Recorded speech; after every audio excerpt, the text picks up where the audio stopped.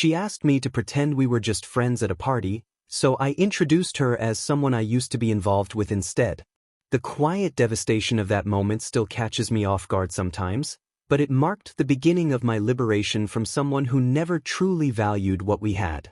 I'm Connor, a 29-year-old renewable energy systems engineer living in Portland, and this is how I learned that sometimes the person you'd do anything for is the same person who'd sacrifice you for a chance at something they think is better. I met Melody at Jessica's wine tasting event 3 years ago, back when her laugh felt genuine and her attention seemed focused entirely on me during our conversations about sustainable technology and her marketing consultancy dreams. She was this vibrant freelance marketing consultant with ambitious ideas about building her own agency, and I found myself drawn to her passion for creative projects and her determination to succeed in a competitive industry that seemed to reward innovation and authentic connections.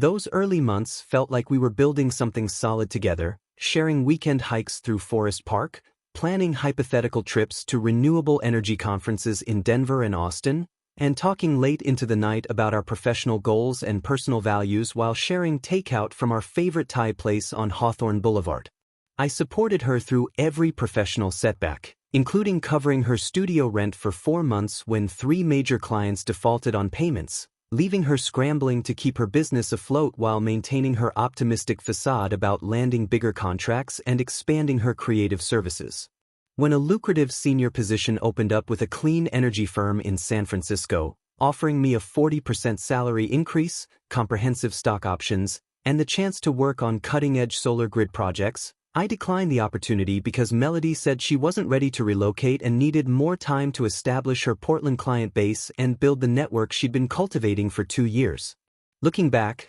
I realized that decision represented everything about how I approached our relationship with unwavering loyalty and genuine partnership, believing we were working toward shared goals and building a future together rather than me simply funding her lifestyle while she explored other options and maintained her independence at my expense. The deterioration started subtly, like most relationship problems do, with small comments that seemed innocent but carried undertones of dissatisfaction and restlessness that I should have recognized sooner but dismissed as temporary stress from her business struggles.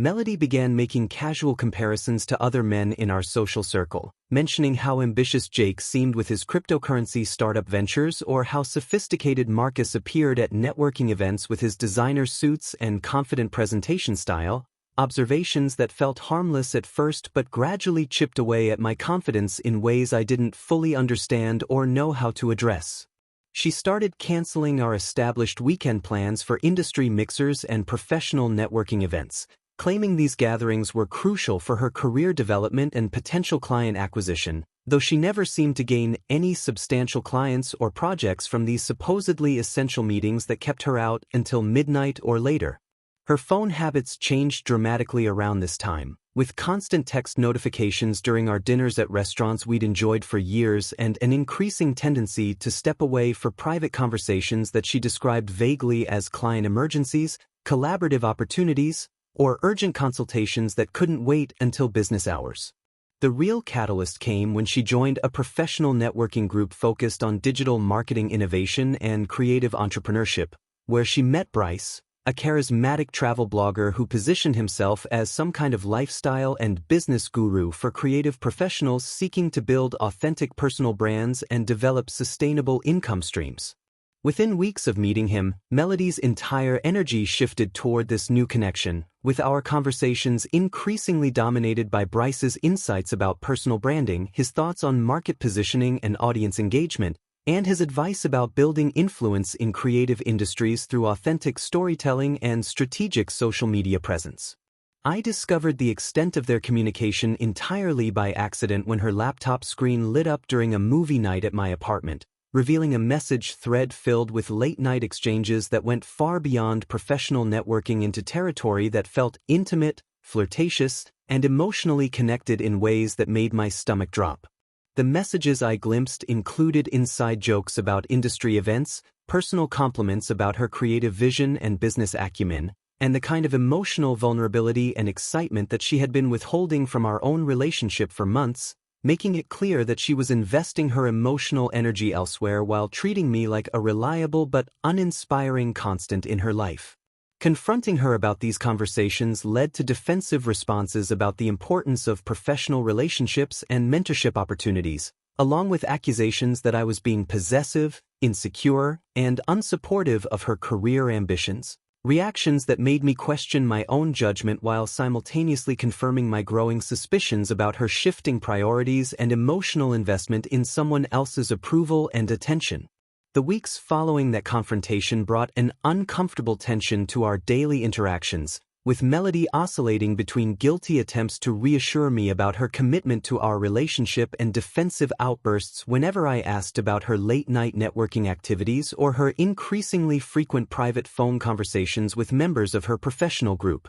I found myself analyzing every interaction, every canceled plan, and every distracted glance at her phone, trying to determine whether I was being paranoid or simply recognizing patterns that had been developing gradually over months of subtle changes in her behavior and emotional availability. The situation reached a breaking point when she announced that Jessica was hosting a rooftop birthday celebration downtown, and several members of her networking group would be attending, including Bryce, who had apparently become central to her professional aspirations and personal excitement about future opportunities. I could see the anticipation in her eyes when she mentioned his name, the way her voice took on a different quality when discussing his projects or his insights about the industry, and I realized with growing clarity that our relationship had become secondary to whatever connection she was developing with this charismatic figure who represented everything she found missing in her predictable life with me.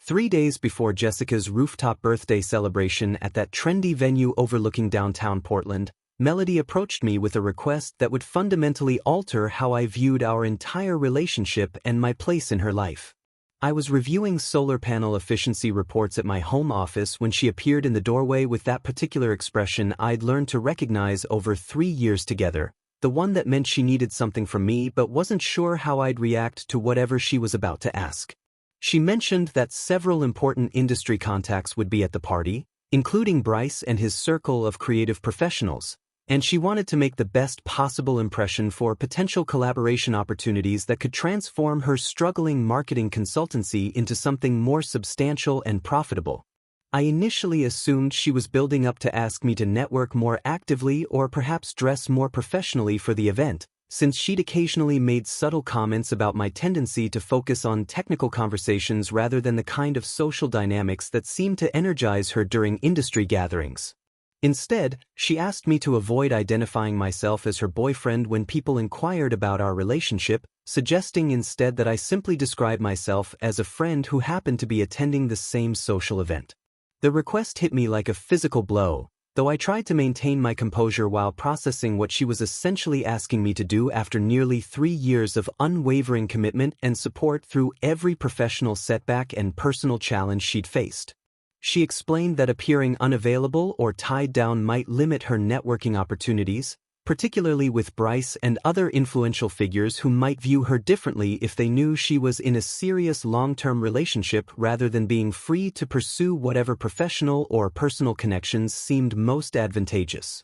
I sat there staring at my computer screen, watching the numbers blur as I tried to comprehend how someone I'd sacrificed career opportunities for, someone whose rent I'd covered for months, someone I'd planned a future with, could so casually ask me to erase our relationship for the convenience of making better impressions on people who represented her true priorities. The devastation was immediate and complete, though I managed to keep my voice steady when I asked her to clarify exactly what she meant by avoiding identification as her boyfriend, hoping somehow that I'd misunderstood the implications of her request or that she would recognize how deeply hurtful her suggestion was to someone who had consistently prioritized her needs and aspirations above his own career advancement. She confirmed that she wanted me to attend as essentially a platonic friend, someone with no romantic claim on her attention or emotional energy, free to let her explore whatever connections felt most promising without the perceived limitation of an existing relationship commitment that might interfere with her networking strategy.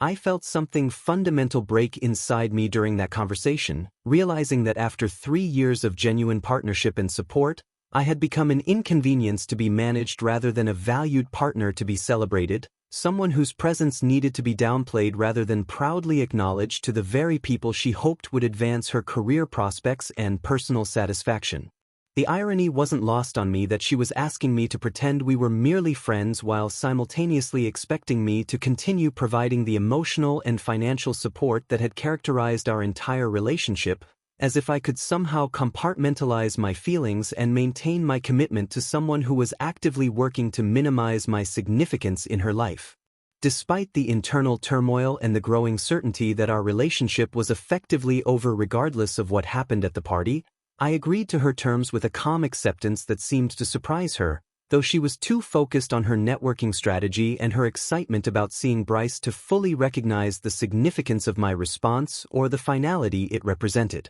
The drive to the venue was conducted in tense silence, with Melody checking her appearance in the passenger mirror repeatedly while I processed the magnitude of what she'd asked and what it revealed about her true feelings toward our relationship and my role in her life, which had apparently shifted from beloved partner to convenient accessory that could be displayed or hidden depending on the social circumstances and her calculated assessment of what would serve her ambitions best.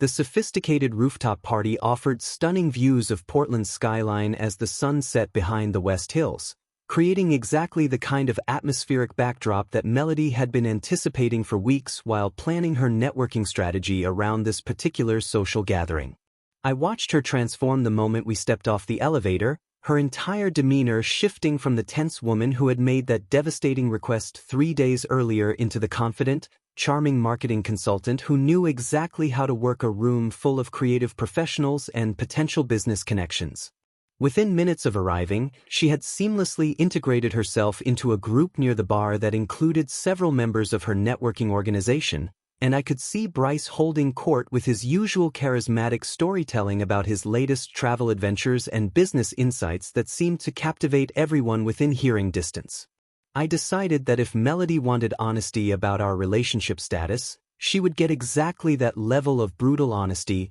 though probably not in the way she had envisioned when she made her calculated request for me to downplay our romantic connection. When the first group of party guests approached us near the appetizer table and asked about how we knew each other, I introduced Melody as someone I used to be involved with, watching her face register shock and then barely controlled fury as she realized I was following the spirit of her request while completely undermining her networking strategy. The second introduction to a cluster of her professional contacts went similarly, with me casually mentioning that Melody and I had been involved but that things were complicated now, a description that was technically accurate while creating exactly the kind of awkward social dynamic she had hoped to avoid by asking me to pretend we were merely friends. By the third such introduction to a group that included 2 potential clients she had been hoping to impress, Melody's composure was beginning to crack visibly as she watched me systematically sabotage her carefully planned networking approach with my literal interpretation of her request for relationship honesty.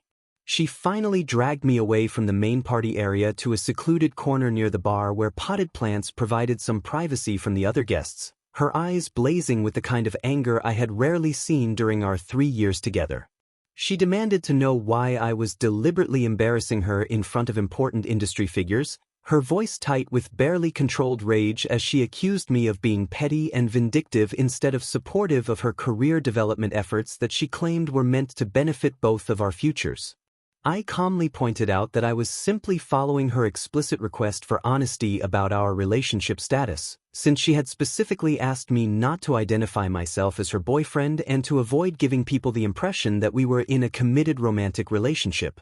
Her frustration escalated as she realized that her carefully crafted networking strategy was backfiring spectacularly, with my introductions creating exactly the kind of confusion and awkwardness she had hoped to prevent by asking me to downplay our romantic connection in the first place. She accused me of deliberately misunderstanding her intentions and sabotaging her networking efforts out of jealousy and insecurity, claiming that I was being childish and unsupportive instead of helping her make the professional connections that could transform her struggling marketing consultancy into something more successful. The conversation took an even more revealing turn when she admitted that she specifically wanted to avoid appearing unavailable to Bryce because of a major collaborative project opportunity that could involve travel content marketing and lifestyle branding partnerships worth potentially thousands of dollars in revenue.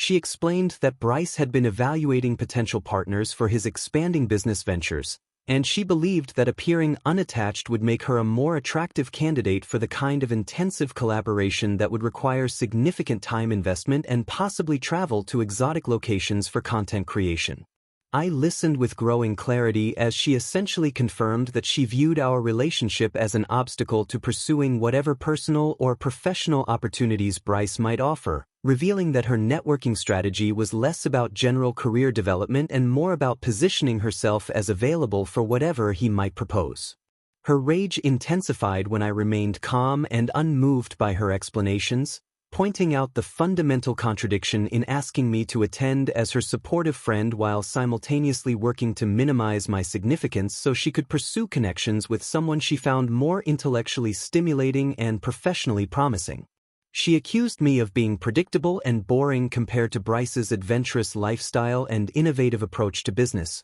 finally revealing her true feelings about our relationship and the reasons behind her recent emotional distance and growing dissatisfaction with the stable life we had been building together. The mask had completely slipped during our heated conversation, and I found myself looking at someone I barely recognized, someone who had been hiding her true thoughts and feelings behind a facade of commitment while actively working to undermine the very foundation of our partnership. She continued her tirade by claiming that I lacked ambition and vision compared to the exciting opportunities that Bryce represented, suggesting that my focus on renewable energy systems engineering was mundane and uninspiring compared to his dynamic lifestyle brand and international business ventures. I realized with perfect clarity that this confrontation was revealing truths that had been building for months beneath the surface of our increasingly strained relationship, truths about her fundamental dissatisfaction with who I was and what I could offer compared to the fantasy life she imagined with someone like Bryce. Her anger reached a crescendo when she accused me of deliberately destroying her networking opportunities out of spite and jealousy, claiming that I was too insecure and controlling to support her professional growth, accusations that would have devastated me months earlier but now simply confirmed the end of whatever genuine connection we had once shared. I maintained my composure throughout her emotional outburst, watching other party guests glance in our direction as her voice rose above the ambient music and conversation, creating exactly the kind of public scene she had been hoping to avoid when she asked me to attend as her platonic friend rather than her committed boyfriend. I let Melody finish her tirade about my lack of ambition and vision before responding with the calm certainty that comes from finally understanding exactly where you stand in someone's life and what they truly think of your worth as a partner. I told her that since she wanted complete honesty about our relationship status, she now had it, because we were officially done, and I walked away from her stunned expression toward the elevator while other party guests watched the drama unfold with obvious fascination and discomfort. The ride down to street level felt like the first genuine breath I'd taken in months, as if I'd been holding my breath through weeks of tension and uncertainty, finally able to exhale now that the charade was over and I no longer had to pretend that our relationship meant something to someone who had been actively working to minimize my significance in her life. I drove home through the quiet Portland streets feeling a strange combination of devastation and relief, devastated by the loss of what I thought we had built together but relieved to finally understand that the person I'd been supporting and sacrificing for was someone who fundamentally didn't respect or value me beyond my utility as a financial and emotional safety net.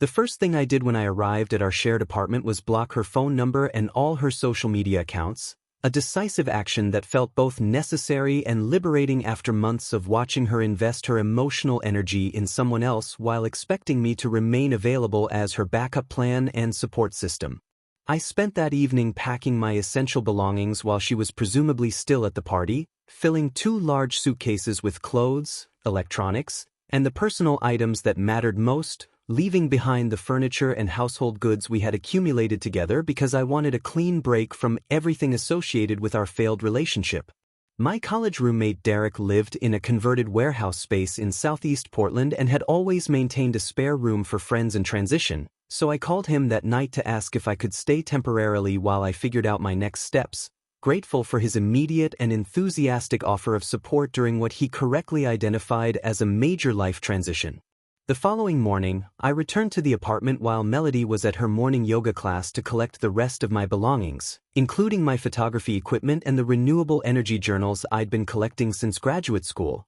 items that represented my interests and ambitions independent of the relationship that had consumed so much of my emotional energy for 3 years. I left my key on the kitchen counter along with a brief note explaining that I had moved out and would handle the lease transition through our landlord, keeping the communication businesslike and final rather than emotional or accusatory, because I wanted to maintain my dignity even in the aftermath of such a painful betrayal. Rather than wallowing in self-pity or anger about the wasted years and misplaced trust, I took a week of personal leave from my engineering position to process the emotional impact of the breakup and begin planning the kind of life I wanted to build as a single person with clear priorities and boundaries. I spent those days hiking the trails around Mount Hood, taking photographs of the changing autumn landscape, and reflecting on the patterns in our relationship that I had ignored or rationalized away, gradually understanding how Melody's subtle criticisms and comparisons had been steadily eroding my self-confidence and sense of worth over months of manipulation. The therapy sessions I began during that week helped me recognize that her constant suggestions for improvement and her casual mentions of other men's accomplishments had been calculated attempts to keep me insecure and grateful for her attention, tactics that had worked because I genuinely loved her and wanted to be the partner she claimed to want. My therapist helped me understand that healthy relationships build people up rather than tearing them down, and that Melody's behavior represented a pattern of emotional manipulation designed to maintain control while keeping her options open for better opportunities, insights that were painful but ultimately liberating. I realized during those reflective days that I had been living my life according to someone else's constantly shifting expectations and demands, sacrificing my own career advancement and personal interests to support someone who viewed my loyalty as weakness rather than strength, my stability as boring rather than valuable. The week of solitude and self-reflection allowed me to reconnect with the parts of myself that had been gradually diminished during the relationship,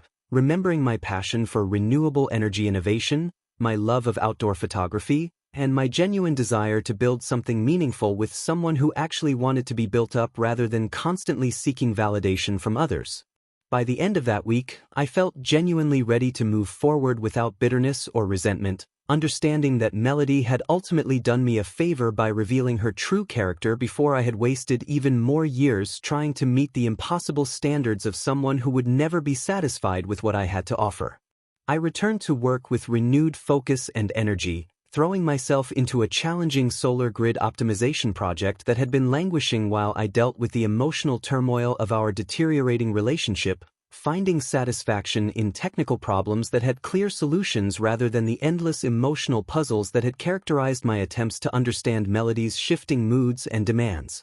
Derek proved to be an excellent roommate during this transition period, offering practical support without unwanted advice, sharing meals when I felt like company, and giving me space when I needed solitude to process the changes in my life and rebuild my sense of identity as an independent person with clear goals and values. Living in his converted warehouse space felt liberating after years of tiptoeing around someone else's sensitivities and constantly adjusting my behavior to avoid triggering Melody's criticism or disapproval. Simple pleasures like leaving my photography equipment on the dining table or watching documentaries about renewable energy without having to defend my interests as boring or antisocial. I began receiving text messages from Melody within days of the breakup, initially angry accusations about my behavior at the party followed by confused questions about why I had blocked her on social media and moved out so abruptly, messages that revealed her genuine shock that I had actually ended our relationship rather than accepting her treatment and working to win back her approval. The progression of her messages was almost predictable in its desperation, moving from anger to bargaining to attempted manipulation, each text revealing more clearly that she had never expected me to walk away from someone she considered obviously superior to my other romantic options. I chose not to respond to any of her communications, understanding that engaging with her attempts at reconciliation would only prolong the process and potentially weaken my resolve to maintain the boundaries I had established for my own emotional well-being and future happiness. Over the following 2 months, I threw myself into personal and professional development with an intensity that surprised even Derek, who watched me transform from someone processing a painful breakup into someone genuinely excited about rebuilding his life according to his own values and priorities rather than someone else's constantly shifting expectations.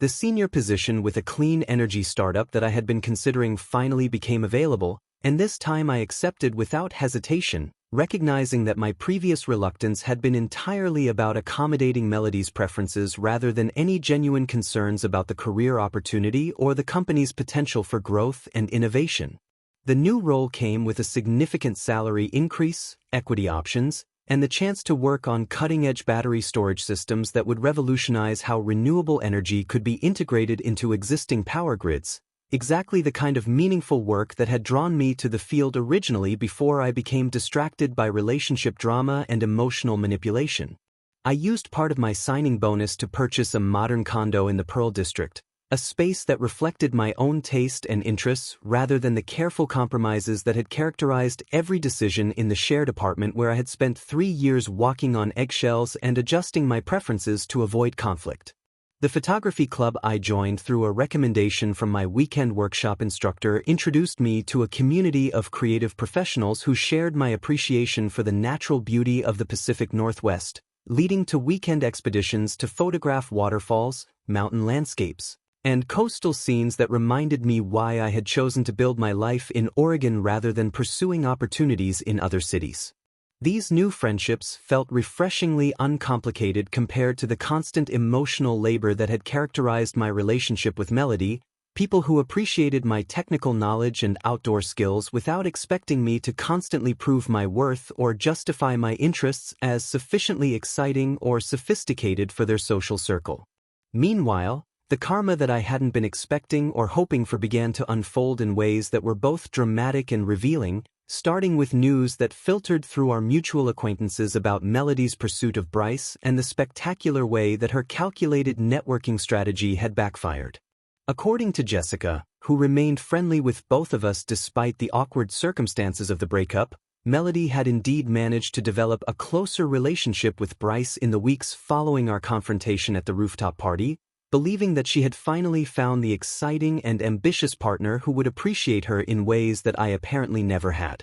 The collaboration that Melody had been so eager to pursue turned out to be far more complicated and questionable than the legitimate business opportunity she had imagined, with Bryce's travel blog serving as a front for various marketing schemes that pushed ethical boundaries and attracted the attention of regulatory agencies investigating fraudulent advertising practices. Melody's association with these questionable business dealings damaged her professional reputation when several of her existing clients discovered her involvement in promotional campaigns that misrepresented products and services, leading to lost contracts and a tarnished portfolio that would take years to rebuild, assuming she could maintain any credibility in the competitive marketing industry. The personal relationship that she had sacrificed our 3-year partnership to pursue lasted exactly 6 weeks before Bryce disappeared from Portland entirely, apparently moving to another city to avoid the legal scrutiny that was mounting around his business practices and leaving Melody to deal with the professional and personal consequences of her association with his fraudulent schemes.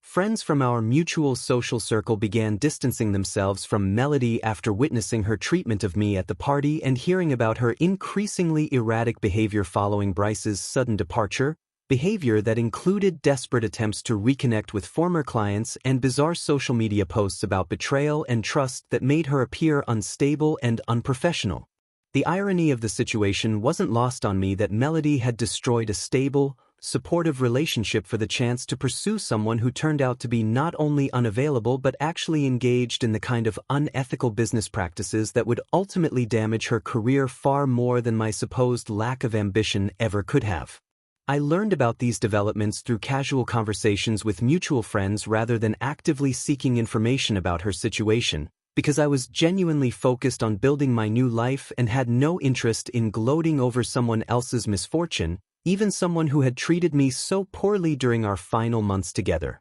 The contrast between her downward spiral and my upward trajectory felt like natural consequences rather than deliberate revenge, the inevitable result of choosing manipulation and deception over honesty and loyalty, of prioritizing excitement and prestige over stability and genuine partnership. Melody initiated a relentless campaign to win me back about 3 months after the party, starting with carefully crafted text messages from new phone numbers that she must have acquired specifically to circumvent the blocking I had implemented across all her previous contact methods. The messages began with casual inquiries about my well-being and gradually escalated to more desperate pleas for communication, each one revealing her growing panic about the consequences of her choices and her increasing isolation from the professional and social circles she had been cultivating. I recognized the manipulative pattern immediately, having experienced her emotional tactics throughout our relationship, but now I could observe her desperation with the detached clarity that comes from no longer being emotionally invested in someone's approval or validation. When the text messages failed to elicit any response from me, she began enlisting her younger sister Emma as an intermediary, having Emma call me with increasingly dramatic stories about Melody's deteriorating mental state and her supposed realization that I had been the stable, trustworthy partner she should have treasured instead of taking for granted. Emma's calls followed a predictable script about Melody crying constantly, losing weight from stress, and experiencing panic attacks whenever she thought about how badly she had treated me, emotional manipulation designed to trigger my protective instincts and sense of responsibility for someone I had once cared about deeply. I listened politely to Emma's increasingly desperate appeals, but I refused to engage with the underlying manipulation, understanding that Melody's crisis was a direct result of her own choices and that rescuing her from the consequences would only enable future similar behavior. The campaign expanded to include various mutual friends who suddenly began reaching out with casual invitations that invariably turned into conversations about Melody's situation and subtle suggestions that I should consider giving her another chance to prove she had learned from her mistakes and grown as a person. Jessica called me directly after several weeks of this coordinated pressure, claiming that Melody had been asking about me constantly and expressing genuine remorse for her treatment of our relationship, though Jessica seemed more concerned about the social awkwardness of our breakup than any genuine belief in Melody's transformation. I found it fascinating how quickly people who had witnessed Melody's public humiliation of me at the birthday party were now positioning themselves as advocates for reconciliation, apparently more uncomfortable with the finality of our separation than concerned about the reasons behind it. The most desperate phase of her campaign involved showing up unannounced at my new condo building multiple times, somehow gaining access to the lobby and waiting for me to return from work or weekend activities, her appearance increasingly disheveled and her demeanor shifting between pleading desperation and angry entitlement. During these unwelcome encounters, she would launch into rehearsed speeches about how her experience with Bryce had taught her to appreciate my stability, reliability, and genuine care, claiming that she now understood the difference between excitement and genuine partnership, though her focus remained primarily on what I could provide rather than what she could contribute. She repeatedly emphasized how much she missed the financial security and emotional support I had provided, describing our relationship in terms that made it clear she viewed me as a solution to her current problems rather than someone she genuinely wanted to rebuild a connection with based on mutual respect and shared values. Her family members began calling me directly when her personal appeals continued to fail, with her mother leaving increasingly aggressive voicemails accusing me of being cruel and heartless for abandoning Melody during her professional crisis and personal breakdown.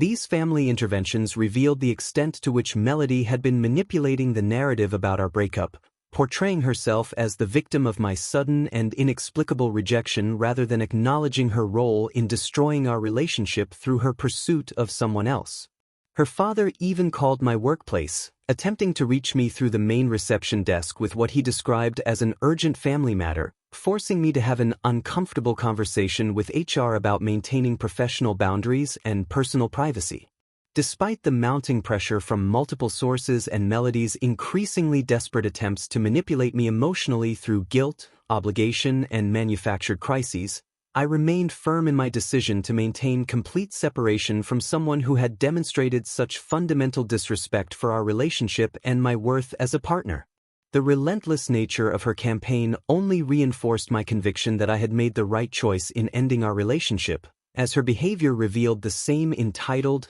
manipulative patterns that had characterized the final months of our time together, just amplified by desperation and directed toward a different goal.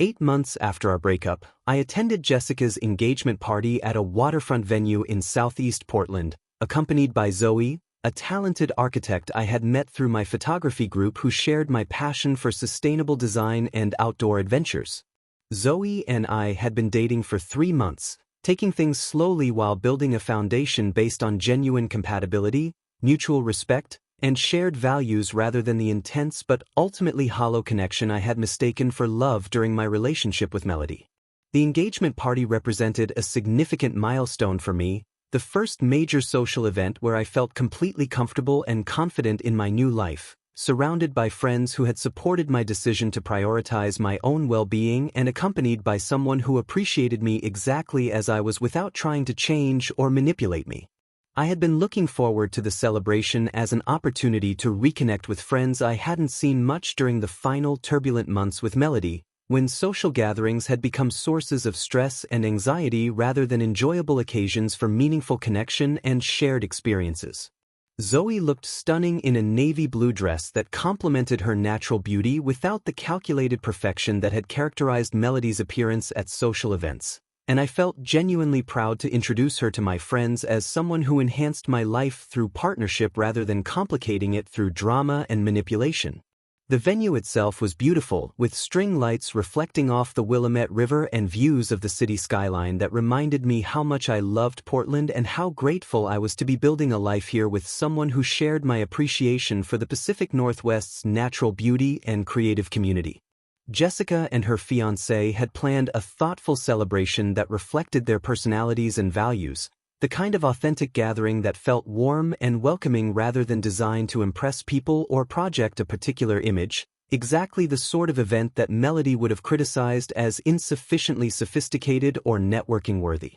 I was enjoying conversation with old college friends and some of Zoe's architect colleagues when I noticed a familiar figure across the venue, looking significantly different from the confident, polished woman I remembered from our relationship and the desperate person who had been showing up at my apartment building months earlier. Melody appeared disheveled and desperate, wearing an ill-fitting dress that suggested financial constraints and displaying the hollow-eyed appearance of someone who hadn't been sleeping or eating properly, a stark contrast to the vibrant, ambitious woman who had once commanded attention at every social gathering she attended. She was standing alone near the bar, checking her phone with the desperate frequency of someone hoping for rescue or validation, and I realized that she had probably come to the party specifically hoping to encounter me rather than genuinely celebrating Jessica's engagement. When she noticed me across the venue, her face went through a series of expressions: surprise, hope, calculation, and what looked like genuine panic as she realized I was not only present but clearly thriving in a way that contradicted whatever narrative she had constructed about my post-breakup emotional state.